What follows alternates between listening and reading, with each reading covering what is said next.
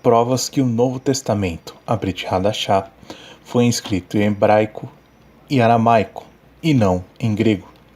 A teologia moderna ensina que o Novo Testamento foi escrito em grego. Eis aqui seu principal argumento e a refutação feita atualmente baseada em fatos históricos, bem como descobertas arqueológicas. Eles afirmam: primeiro erro. Os manuscritos mais velhos são gregos. Resposta: para falar a verdade, as nossas cópias mais velhas do livro de Mateus estão no hebraico, o único livro do Novo Testamento que nós temos em hebraico, e a sua datação é antes da Idade Média. E é verdade que a mais velha cópia dos livros do Novo Testamento em aramaico data antes do quarto século depois de Cristo. Para começar, precisamos entender que a descoberta do rolo do Mar Morto em 1947 é, de fato, a mais antiga do Tanar, do Velho Testamento, e ela data muito antes da Idade Média. Contudo, a nossa cópia mais velha, do Tanar, é oriunda da cópia grega da Septuaginta, que veio a nós no quarto século. Entretanto, ninguém argumentaria nesse ponto que os originais do Tanar vieram do grego, como sendo o idioma original do Tanar, mas sim do hebraico. Porém, desde que as cópias do Mar Morto foram encontradas, a nossa tradução do Tanar continua a mesma da Septuaginta do quarto século. Outro exemplo: a nossa mais velha cópia do livro de Esther, no hebraico, veio da Idade Média. E, no entanto, até pouco tempo atrás, a cópia do hebraico mais antiga que possuímos datava da Idade Média, sendo que a cópia mais antiga de Esther no grego data do século IV. Entretanto, ninguém duvida que o idioma original foi o hebraico e não o grego. O tempo da composição do livro de Esther, uma das mais velhas cópias hebraicas, foi por volta de 1500 anos, sendo o mesmo lapso de tempo na composição do livro de Mateus, um dos mais velhos livros hebraicos. O fato de que a cópia deste livro tem um lapso de tempo de 1500 anos não anula a originalidade hebraica do livro de Esther. Embora não houvesse papiros hebraicos do livro de Mateus encontrado entre os cristãos modernos, outros livros, como Isaías ou qualquer outro papiro hebraico do Velho Testamento, não foi encontrado entre eles. Isaías é o único papiro hebraico encontrado entre os fragmentos do Mar Morto do Tanar, e não estava entre os livros descobertos entre os papiros dos cristãos atuais. Como poderíamos supor que o livro de Mateus ou qualquer outro livro hebraico ou aramaico do Novo Testamento foi mais preservado do que o Tanar, ou seja, os livros do Velho Testamento? Interessante é que encontraram os fragmentos do Novo Testamento e nada encontraram do Velho Testamento, porém, somente o Novo. E isso não significa que o Velho Testamento foi escrito em hebraico, como todos sabemos que de fato foi. O fato de não encontrarmos fragmentos da primeira aliança em hebraico ou aramaico entre eles não é prova suficiente para afirmarmos se foi ou não escrito por este ou aquele idioma, mas o contrário também não é totalmente explorado pelos que afirmam ser em grego. O mais velho papiro grego que temos conhecimento no Novo Testamento é o papiro P52, que são fragmentos de alguns versos do livro de Yohanan. O estilo e a maneira desses versos suportam a maneira precisa dos velhos textos siríacos aramaicos, ou seja, o estilo desses versos suporta a versão que são oriundas do aramaico. A nossa cópia mais antiga do Novo Testamento grego data a quarto século e é também a mesma idade da mais velha cópia dos manuscritos aramaicos do Novo Testamento. Os originais em hebraico e aramaico do Novo Testamento jamais poderão ser desconsiderados ou refutados pelo fato de existir fragmentos de papiros gregos que predatam da mesma época e data igual ao hebraico e aramaico. Segundo erro: as citações gregas no Novo Testamento são da Septuaginta. Velho Testamento. Resposta: atualmente, descobrimos que a principal tendência do Novo Testamento em grego veio do hebraico e aramaico, encontrando-se em harmonia com o texto massorético e da Peshita em aramaico. Falar que o texto veio da Septuaginta não prova e não significa que veio de fato da Septuaginta. Isso porque as cópias hebraicas do livro do Tanar, encontrados entre os rolos do Mar Morto, não se harmonizam com a Septuaginta, mas sim com os manuscritos hebraicos. Terceiro erro: testemunhas e escolados PhDs disseram explicitamente que concordam com o exposto anteriormente, ou seja, o Novo Testamento como sendo oriundo do grego? Resposta: isto nada quer dizer, pois outros PhDs de largo conhecimento acerca desses estudos afirmaram que o Novo Testamento foi escrito em hebraico e aramaico. Quarto erro: Lucas era grego e isso implica que ele escreveu em idioma grego. Resposta: atualmente sabemos que Lucas era siríaco de Antioquia. Sendo assim, obviamente, sua linguagem nativa era o siríaco, isto é, um dialeto aramaico. Quinto erro: Lucas e Atos foram escritos em gregos, chamado Teófilos. Resposta: a descoberta atual mostra que Teófilos, ou Teófilo, era um judeu que foi sacerdote do ano 37 a 41 depois de Cristo, um siríaco convertido ao judaísmo, assim como Lucas o era. Todos os sacerdotes escreviam em aramaico. Sexto erro: o grego era a língua judaica naquele tempo. Resposta: o historiador Flávio Joséfos, no primeiro século, testifica o fato que os judeus do primeiro século falavam o hebraico. Ele testifica que o hebraico, e não o grego, era a língua daquele lugar naquele tempo.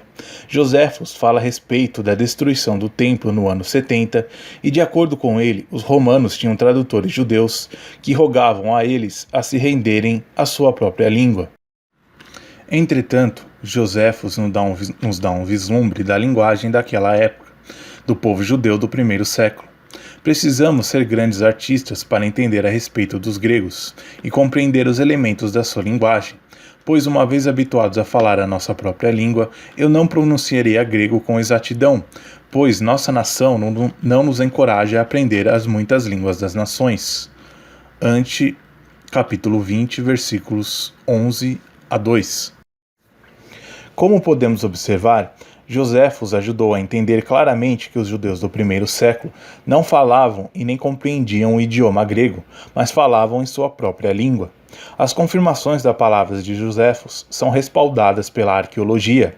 As inscrições encontradas nas moedas de Bar-Koba são um exemplo disso.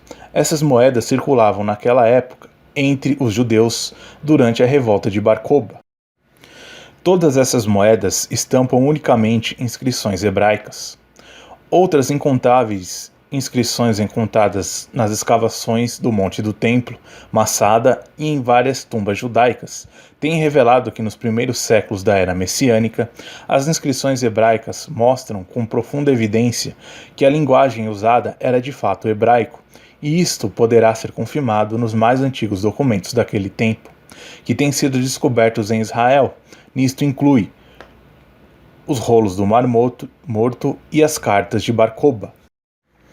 Os rolos do Mar Morto consistem em mais de 40 mil fragmentos, ou seja, mais de 500 rolos, livros, datados de 250 a.C. a 70 d.C. Estes rolos foram escritos em hebraico e aramaico. Um largo número de rolos e papiros circulares, que não pertencem ao manuscrito bíblico, estão no hebraico. As cartas de Bar-Koba e as cartas de Simão Bar-Koba e seu exército, escrita durante a revolta judaica de 132 d.C. Essas cartas foram descobertas por Yigdal Yadin em 1961 e são quase todas escritas em hebraico e aramaico. Duas dessas cartas escritas em grego, mas o homem que escreveu era grego e tinha um nome grego e ele escreveu para Bar-Koba. Uma dessas duas cartas, de fato, pede desculpas a Bar-Koba por escrever no idioma grego, dizendo: a carta foi escrita em grego por não ter ninguém que conheça hebraico aqui.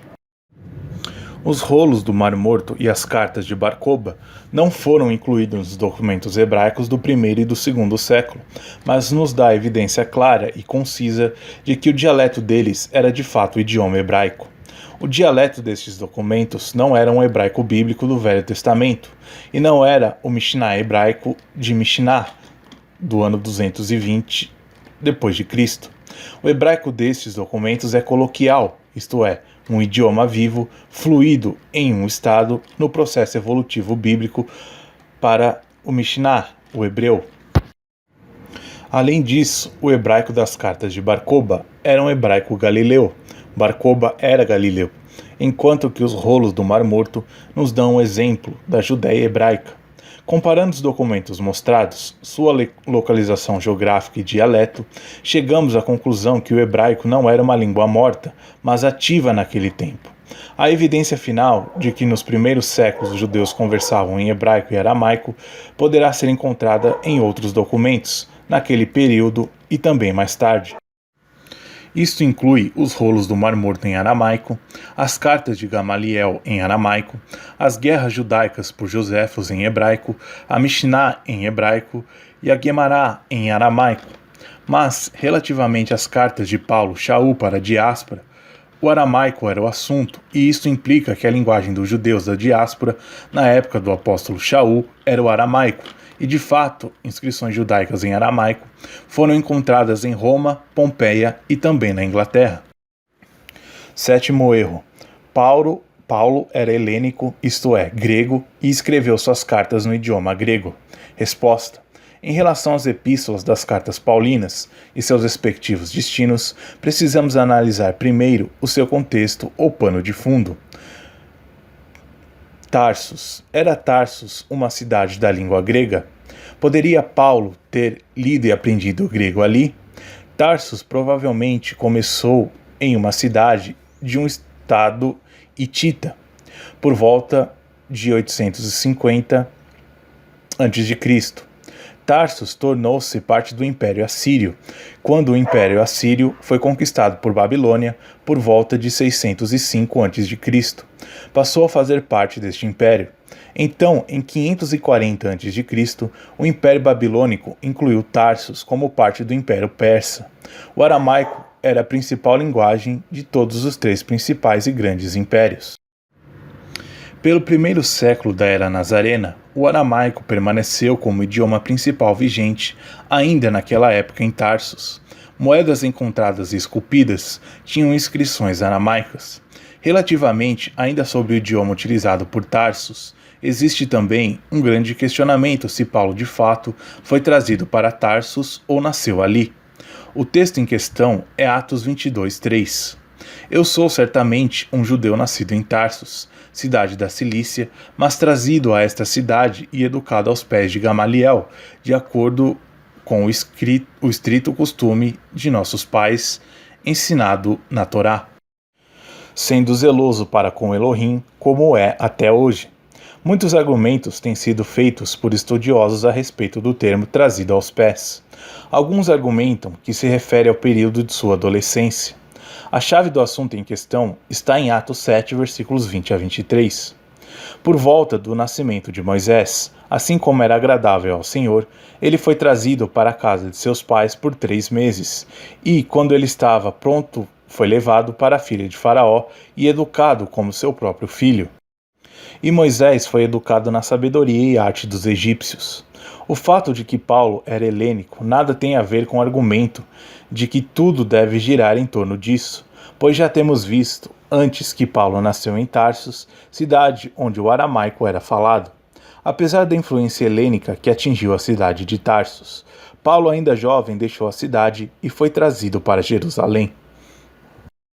Ele descreve a si mesmo como hebreu, 2 Coríntios 11:2, um hebreu dos hebreus, Filipenses 3:5, e da tribo de Benjamim, Romanos 11:1. É importante sabermos como o termo hebraico era usado no primeiro século. O termo hebraico não era usado como termo genealógico, mas como termo cultural e linguístico. Um exemplo disso pode ser encontrado em Atos 6, versículo 1, onde encontramos uma disputa entre hebreus e gregos.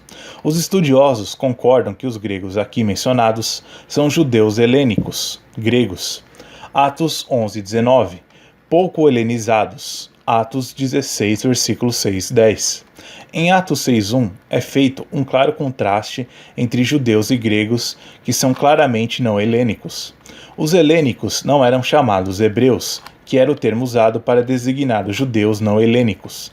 Quando Paulo chama a si mesmo de hebreu, ele está enfatizando que não é grego helênico, e quando Paulo diz ser hebreu dos hebreus, ele está enfatizando fortemente que não é helênico grego.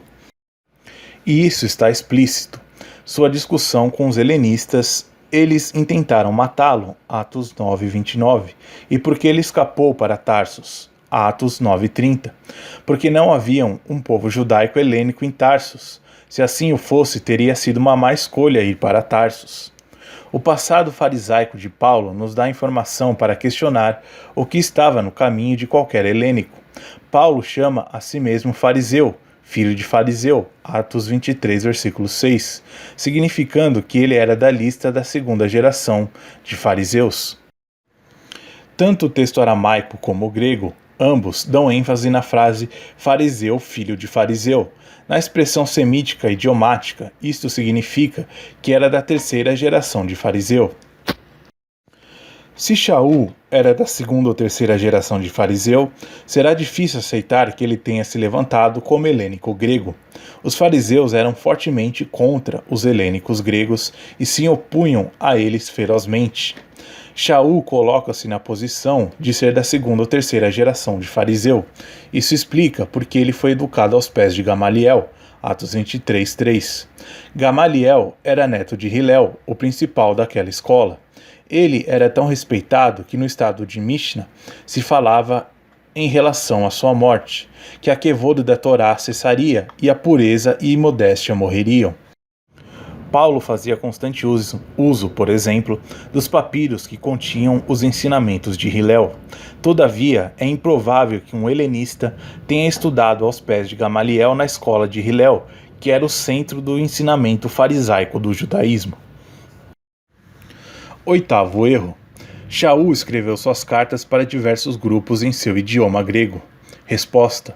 Em uma audiência com Shaul, um outro elemento que precisamos considerar é quando se fala das origens das epístolas. As epístolas de Paulo eram enviadas para várias congregações da diáspora. Estas congregações eram compostas de grupos mistos entre judeus e gentios. A congregação de Tessalônica era uma assembleia assim como era a de Coríntios, Atos 17, versículos 1 a 4. Certas passagens das epístolas de Coríntios estão exclusivamente apontando para os judeus. 1 Coríntios 10, versículos 1 e 2. Por exemplo, Paulo estava escrevendo em primeiro lugar para a liderança judaica dessas diversas congregações. Qual é a vantagem do judeu ou a utilidade da circuncisão? Muitas, em todos os sentidos. Para eles, primeiramente, as palavras do Eterno lhes foram confiadas. Romanos 3, versículos 1 a 2. Um dos fatores primários que precisam ser discutidos relativamente à origem das epístolas de Paulo é entender seu propósito. Que fosse lido para a congregação, Colossenses 4,16, 1 Tessalonicenses 5,27. Que tivesse autoridade doutrinal, 1 Coríntios 14:37. Toda a liturgia da sinagoga durante o segundo templo era em hebraico e aramaico. Shaul jamais escreveria cartas para serem lidas nas congregações em qualquer outra língua. Além disso, todas as cartas religiosas judaicas para serem revestidas da autoridade halahá, autoridade doutrinal, era escrita em hebraico ou aramaico. Shaul jamais deixaria passar por alto que suas epístolas, entre eles, fossem desprovidas desta característica, e isto justifica fortemente o motivo dele ter escrito em hebraico e aramaico. Nono erro.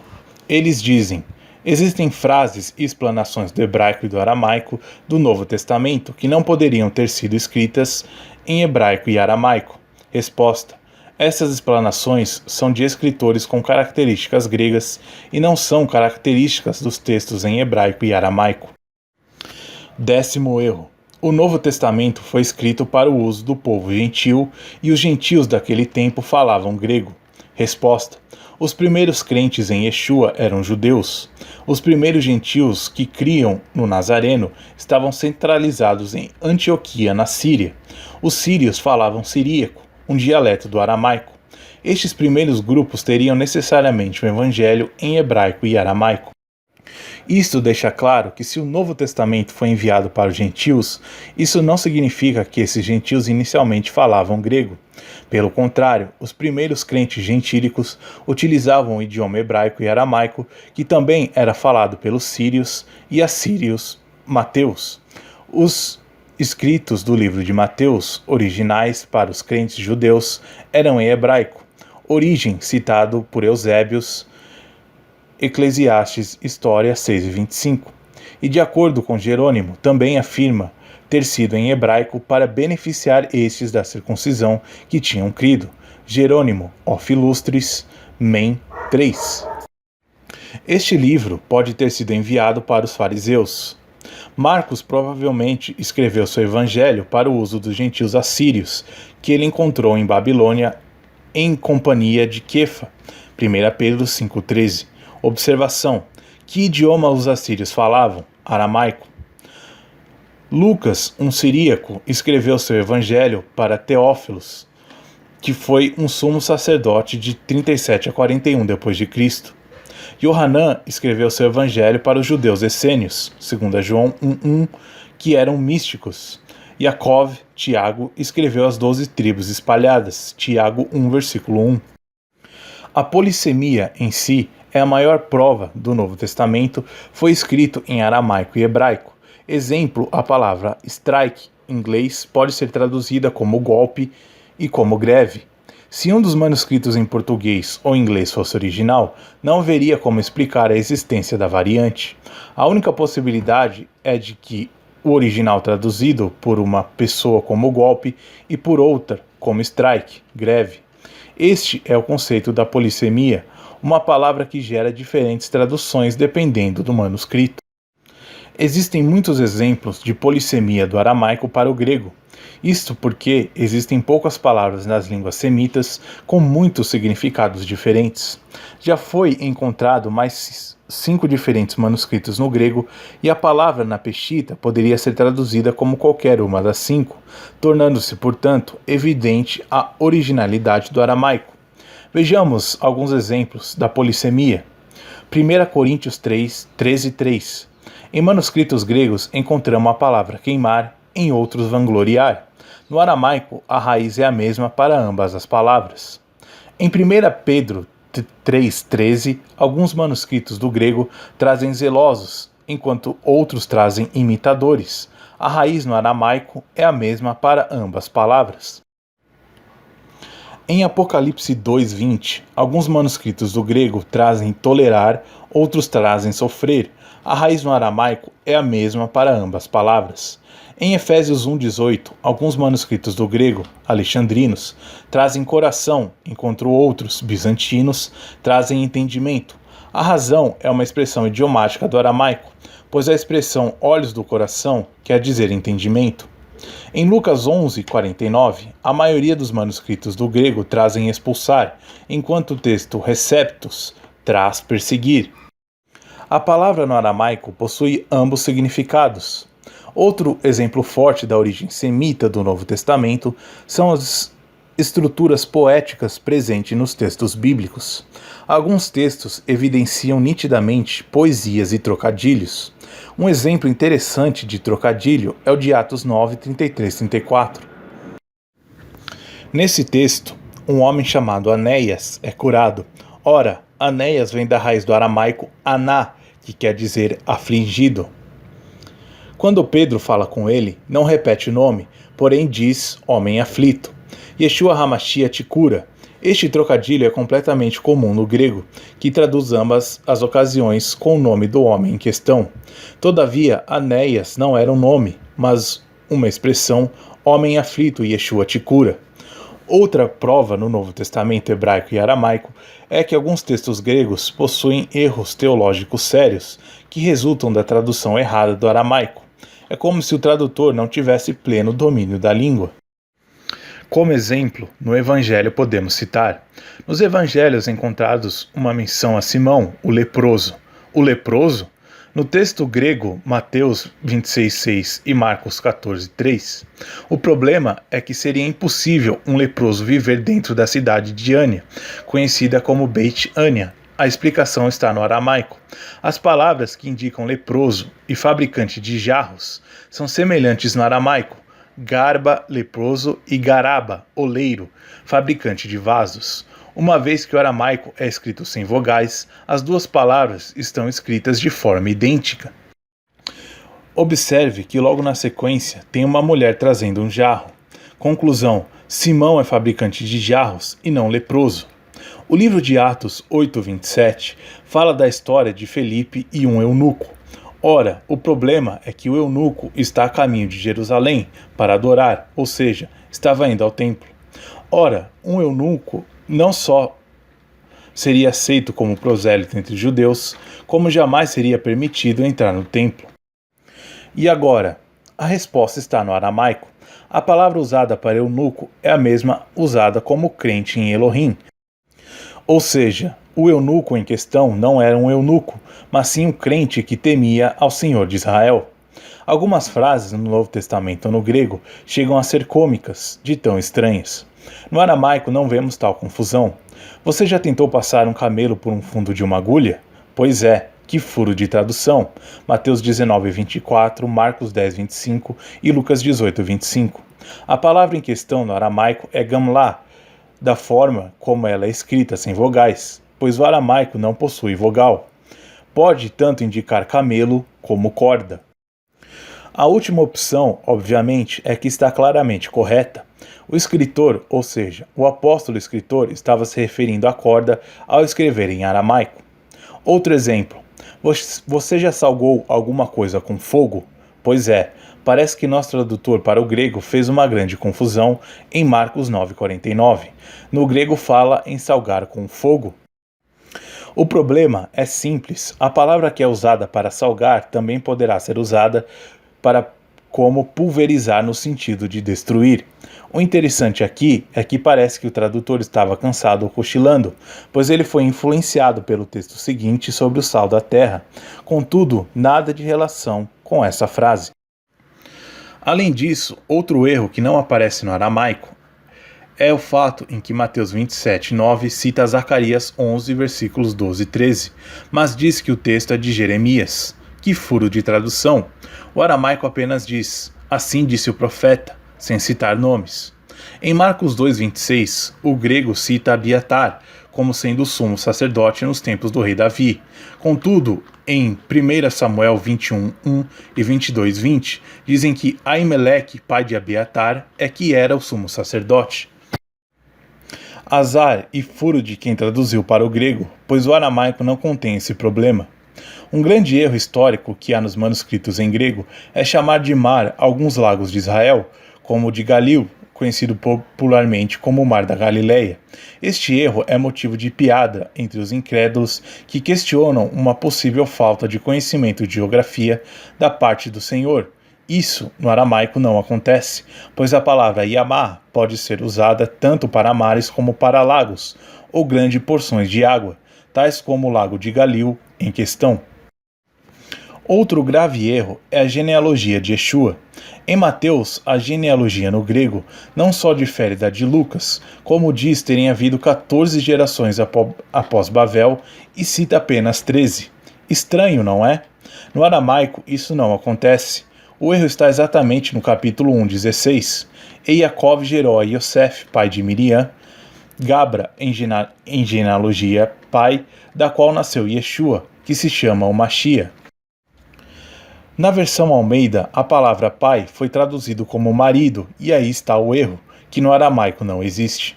O livro de Atos, capítulo 11, cita uma fome no mundo inteiro, a qual motiva os líderes das igrejas a pedir ajuda em Antioquia aos seguidores da região de Yehudá.